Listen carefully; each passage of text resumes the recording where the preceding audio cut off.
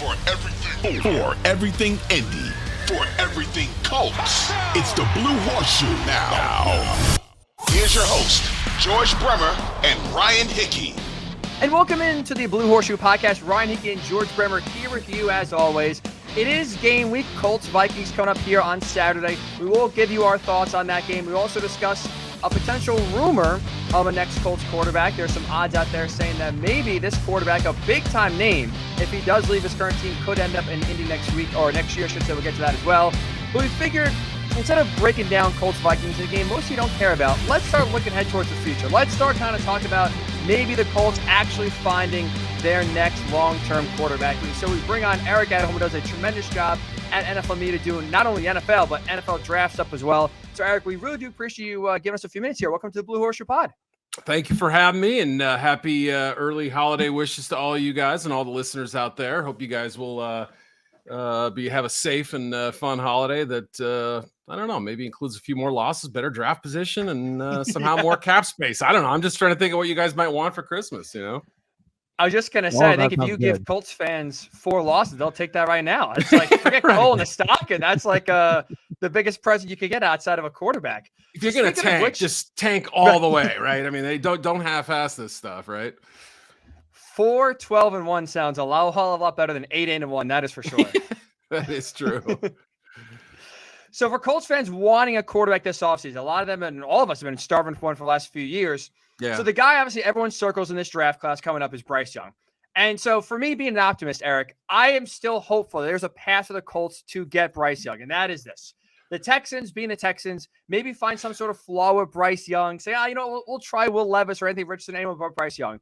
And the Colts maybe, could trade with the Bears if they get the number 2 overall pick, kind of pave a way to get number 2 and get Bryce Young. Sure. Yeah. Is there anything in your mind, kind of early scouting wise from Bryce Young, that would give the Texans pause about maybe skipping over him at number 1, or maybe even gives you pause about him kind of being the best quarterback in this draft class? Yeah, absolutely there is. And I'm consider me a fan. Like I getting to watch him last year during the Heisman campaign, and then this year as well. You see a lot of creativity. He's clearly a thinker. There was a reason why he was, I believe the highest rated quarterback in his recruiting class, or certainly one of the top ones. And, he doesn't really fit the modern mold of quarterback in one sense, which is he's not really a scrambler. Can he do it? Yes. He's excellent at avoiding pressure. And there was a lot of it the last couple of years. Alabama's offensive line wasn't as good as it has been in the past, but, he doesn't often use it to do more than, say Joe Burrow, or even a little less. But the biggest concern, I think, and they kind of go hand in hand, are the size. I think he's going to measure in around 5'10 and a half, 190 pounds, something like that. That's just a ballpark guess. And if you're not Kyler Murray, you better be Drew Brees, right? So that's kind of the question there. The second issue, again, which is sort of related, is the shoulder issue that he suffered this season and played through, and admirably, kind of holding this team together with his late game brilliance and his processing speed, and being able to make lemonade out of lemons, I should say.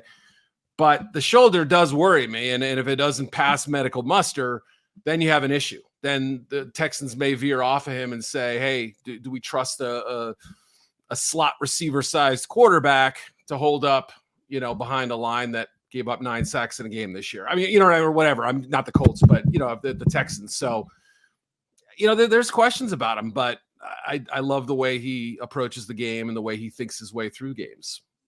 I think the shoulder thing just makes me cringe right away. I hear that attached to the quarterback right now, and I just can't. PTSD, I guess. But I wonder, from my own eyes, I see a little bit of Deshaun Watson when I see Bryce Young. Is that a crazy comparison?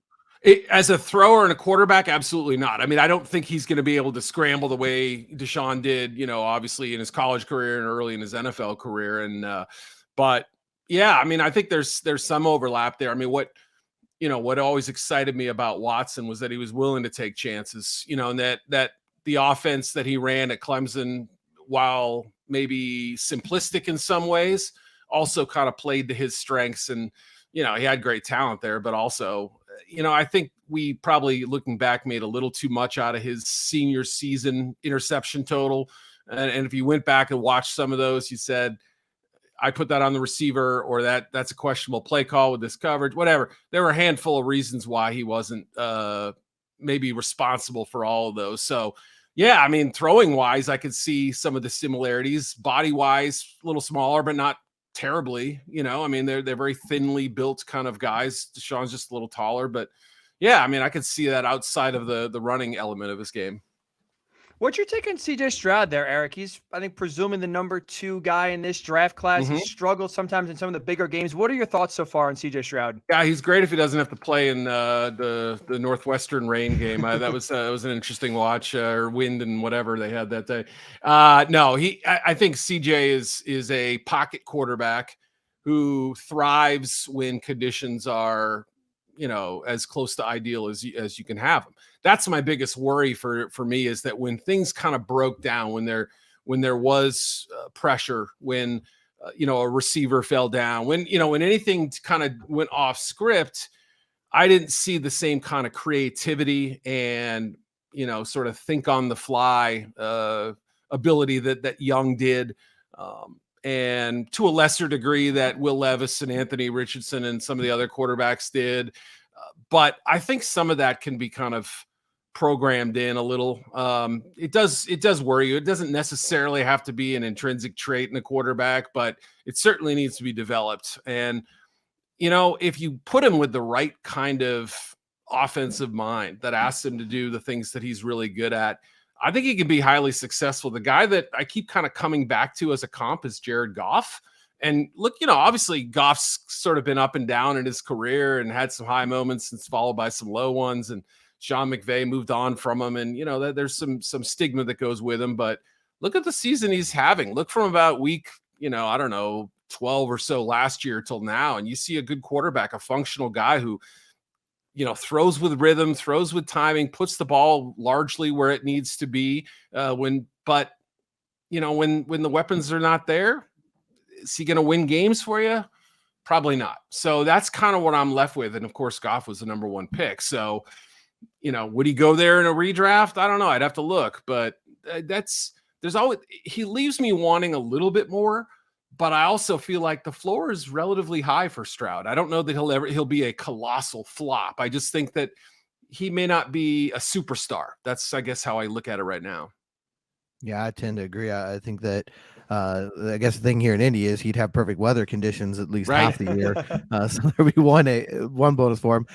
Will Levis, it seems like he's kind of on the rise. You just hear his name a lot these days. What do you think about him, and how much do you factor in kind of raising a program like Kentucky that he's been a part of? Yeah, and I mean, I really appreciate what Stoops has done there, and the kind of offense they've built there, and obviously heavy use of the run game. They've had big functional run blocking offensive linemen there, multiple runners, some talent at receiver, but it's a lot of it is sort of scheme driven and quarterback driven too. I mean, Levis was asked to do a lot, some of the things that he wasn't ever asked to do in his brief time at Penn State. But when you got to see him, especially 2021, I thought the tape looked better. The stats are better. I mean, I wouldn't say that I'm terribly down on him, but I have questions. I mean, the first loss of the year, a couple of crucial fumbles that were at the worst times possible. Some of the games where he couldn't put opponents away. He also took a beating this year too. I mean, that's one thing that I think it requires some context. There were a few games, I think the Missouri game in particular, where, you saw him kind of dragging himself back out every single time they got the ball. And you thought, he's really a tough kid. I think it gets lost a little bit in the sense that, it's sort of like with Josh Allen, right? I don't know that we recognize just how tough he was until he got in the NFL and started trucking people. Now, I don't necessarily think Will Levis is Josh Allen, but is there a poor man's version of that he could become? Sure. Yeah, I think so. He's got good arm talent. I don't know if he has a howitzer, but he's got a strong enough arm, I think, to throw and thrive in this league. He's a big kid who's, like I said, we know he can take a hit. He can evade hits. He can run. Pretty effective as a design runner and as a scrambler. Wouldn't say he's ever going to be a massive threat in that regard, but it's a part of his game. but the inconsistencies do kind of worry me a little bit. I'd love to have a situation where, I counted on one more year of my quarterback and I had the pick necessary to take him. And I think that would be the ideal team. But then again, a team like the Colts would probably look at him and say, maybe we're willing to do with him what the Bills were willing to do with Allen, which is work through some of the issues and let him figure it out on the field. And by year 2, year 3, you're going to see something potentially really special. Will Levis has been a name, Eric, that's been mocked, at least early on so far, the Colts a lot. And for at least some of them I've seen, like he's the second quarterback off the board. You're right, there's inconsistencies. It's a little frustrating that, it doesn't put it all together like too often of a time. If the Colts do, let's just say pick 7 or 5, whatever it is, and Bryce Young is the only quarterback off the board, would you have right now Will Levis as your number 2 guy overall, or would you have someone else there? Yeah, I haven't obviously finalized all that. I've just been starting to make calls on some of these guys and in the last 2 or 3 weeks is what I would say. And opinions are split. I mean, there are some people who really love Bryce Young, and there are others who have the questions, that I brought up. There are some people who think Levis is the best quarterback in this draft.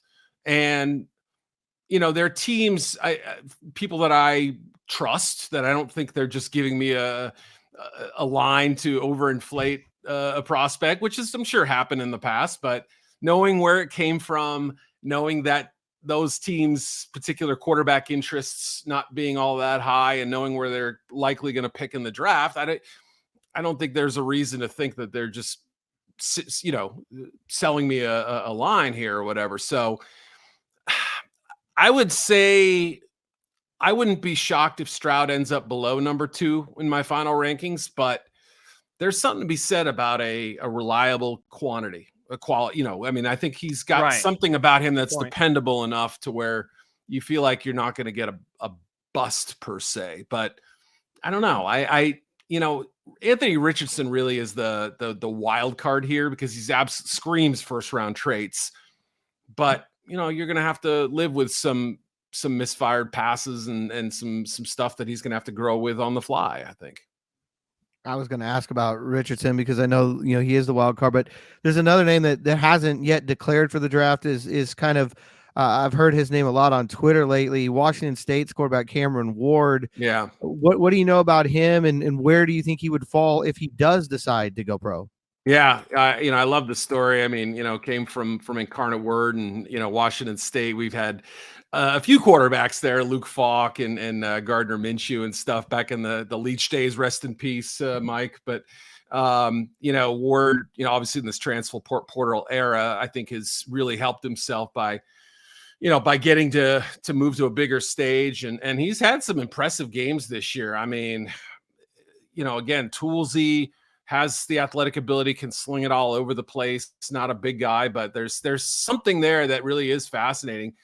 He did have the late fumble, I guess, against Washington. I'm trying to remember the game now, but kind of a thickly built kid. I mean, if you saw him and didn't know what position he played, maybe you'd guess strong safety, weak side linebacker, running back, that kind of, for a college level guy. But so not massive, but thickly built, I think, which is going to help him out. And dual threat guy, I think did enough this year that if he came out, he wouldn't be in a bad position.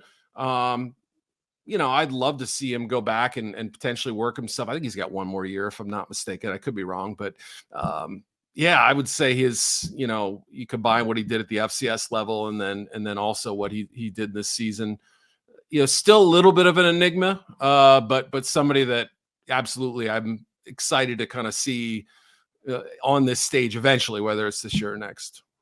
Going back to Anthony Richardson, Eric, I know it's early. Is it fair to kind of characterize him as maybe the Trey Lance of this draft, where you kind of mentioned like he has some first round traits and you watch him, whether it's his running ability, whether it's just his build, his arm, like there is a lot where it's like, wow, this could be the guy. But also whether it's decision making, whether it's inaccuracy, like it's all or nothing almost, it feels like at times. Is this kind of like a wild card, if you will? You mentioned that word before, where it's like he could be maybe the best quarterback in this draft. He also could be the worst and could be out of league in like 3 years. Is that fair to characterize, like where it's like that big of a gap? Yeah, I think I don't know that I go quite that strong, but yeah, I mean that's I think it fits into that slot pretty well. I mean, that's a pretty interesting comp. Now, obviously, he's playing in the SEC versus Right. FCS level, but yeah, I know exactly what you're saying. Physically blessed, not a ton of experience, right? I mean, here's a guy I think who's thrown. I don't even think 400 college passes. I don't know what the number is, but it's under that. I believe it's in the 300s or something like that. Yeah, I mean, Lance, you probably can't compare their stats, but they have very similar games in the sense that quality runners who that part of their game, I think, is in great shape right now. The ball security does worry me a little bit with Richardson. I mean, he's thrown a decent number of interceptions and also fumbles as a runner, guy who gets exposed to some hits and things like that. Again, I remember watching the opener against Utah, first class defense, and thinking, wow, sky's the limit. This is exciting. And then the next week he goes head to head against Levis and lays an egg. He didn't play well. There was, you kept waiting for that one big play and so he is streaky. I think he had a bad game the week after that. I forget who they played. I watched the tape too. I got a USF or somebody like that. And then remarkably played better against Tennessee. It's just, it's frustrating a little bit, but at the same time, I 100% can understand why people would be infatuated with him. You just don't build, physical specimens quite like this every day. And, again, even more of an example of what I said with Levis, which is perfect world. If you had somebody who could start now and, kind of ease him in over time. Remember, Jalen Hurts got some series along the way until he took over. It was a week 13 or so, or whatever it was in his rookie year.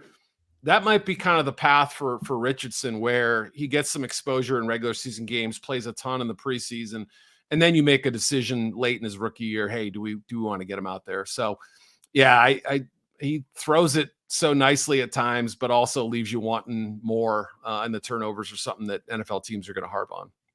Last one for me, sticking in the SEC.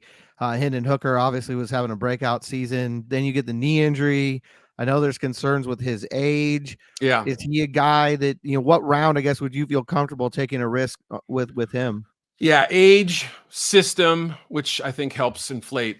Again, I'm not trying to take anything away from him. I just think that, what Heupel's done there has to be factored in, and he's not going to get those kind of free looks all day. And then also the injury on top of it. So those are, three big question marks, but man, the way he played the last 2 years has been pretty unbelievable. Having watched him at Virginia Tech, I had some friends who are on staff there, and, I can tell you that he wasn't playing at that level then. And I didn't ever see him reaching that level. So it speaks to the idea that you could still grow at ages 23 and 24 and 25 as a quarterback. Like, let's not forget about that. So depending if he gets clean medicals, I think day 2 is reasonable for sure. I don't know if it's kind of in that, sort of Desmond Ridder range last year. And last year was a little funky at quarterback, but yeah, I mean, I think that's fair to say that the injury has hurt him. The age was going to be an issue for some teams, and the system kind of at least puts in context what he did. And you may have to question that a little bit, but he threw with confidence, ran when he needed to. I mean, there was just so much to like about his game the last 2 years, really. To finish up, Eric, you mentioned a point that's interesting before about, some of the guys that are pro ready, are not pro ready. The Colts are in an interesting spot where Matt Ryan is under contract for next season. So let's say the Colts, if they are to draft a quarterback in the first round, it's not Bryce Young. Is there anyone else you think could step in and be a day one starter? Or for the most part, whoever it is, are they best served sitting behind Matt Ryan and kind of having, at least for the most part of next year, have Matt Ryan kind of run it back and be the starter for the Colts? So you're saying, is there anybody else in this draft class who could? Yes, sorry. Yeah, I just want to make sure you didn't start talking about some free agent or whatever. But oh no, sorry. Yeah. I think Colts fans are going to be anxious to see what the plan is at quarterback, right? And let's say they do decide, all right, one more year with Matt, and he'll be ready to hand off to a rookie or something like that. obviously the longer it goes without them drafting one, if they decide round one they don't have their guy there, round two they're questioning Hooker. What I think Hooker would be a good fit in Indy, but of guys we didn't mention, you'd probably have to go down a little bit farther down the list to the point where I think Colts fans may be saying, what are we doing? Is this just a moratorium in the first 3 rounds on drafting quarterbacks here? Like, can we take one early? Are we allowed to? But yeah, Jake Hayner's a late guy that I like a lot. Yeah. I mean, he was more last year than this year, but still he's undersized, but I like his moxie, and he's a fun story. And there are others obviously, but yeah, it would be tough to get past that point of the guys we just mentioned and feel like you had somebody who was ready to come in as a starter, like Grayson McCall transfers in the portal. There are a few other quarterbacks who are gonna run it back next year that could have considered coming out, didn't. But yeah, I think that's probably where we're at. I don't know. I'd have to give it a little more thought, but right now, more of the backup types or longer term development.